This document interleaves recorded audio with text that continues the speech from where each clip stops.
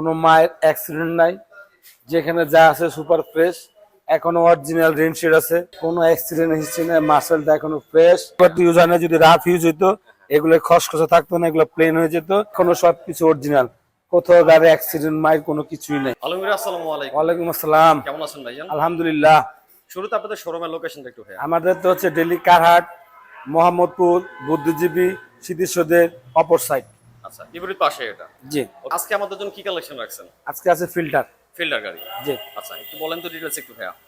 এখন এটা হচ্ছে মডেল 2010, রেজিস্ট্রেশন 2016।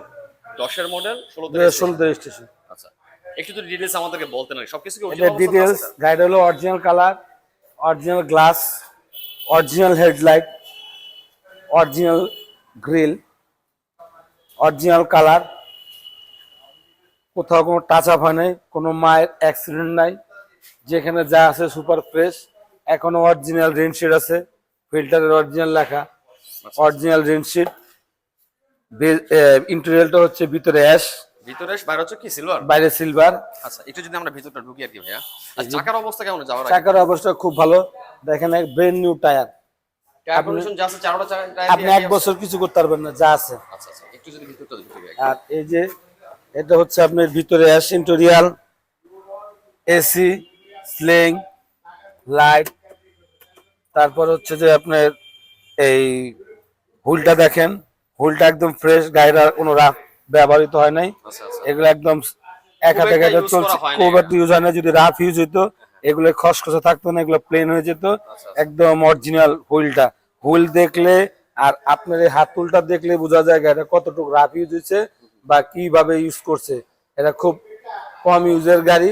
পেটটা এখনো সুপার ফ্রেশ, চেহারা প্লেট, কোনো স্পট নাই, কোনো মার খাওয়া নাই, এখনো অরিজিনাল সবকিছু।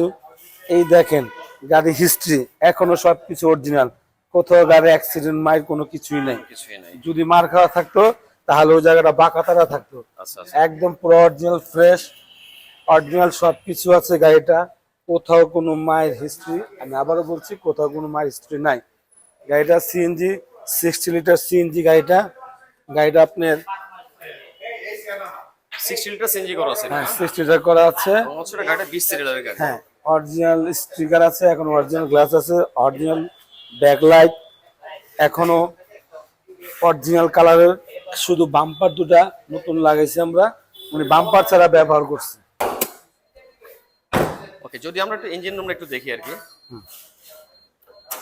এই দেখেন ইঞ্জিন, এই দেখেন অরিজিনাল সবকিছু, কোনো অ্যাক্সিডেন্ট নাই, কোনো অ্যাক্সিডেন্ট হিস্ট্রি নেই, মার্শালটা এখনো ফ্রেশ। এখানে বলতে গেলে কোনো অ্যাক্সিডেন্ট হয় না গাড়ি। অরিজিনাল বনাট, অরিজিনাল স্টিকার এখনো আছে, অরিজিনাল সবকিছু।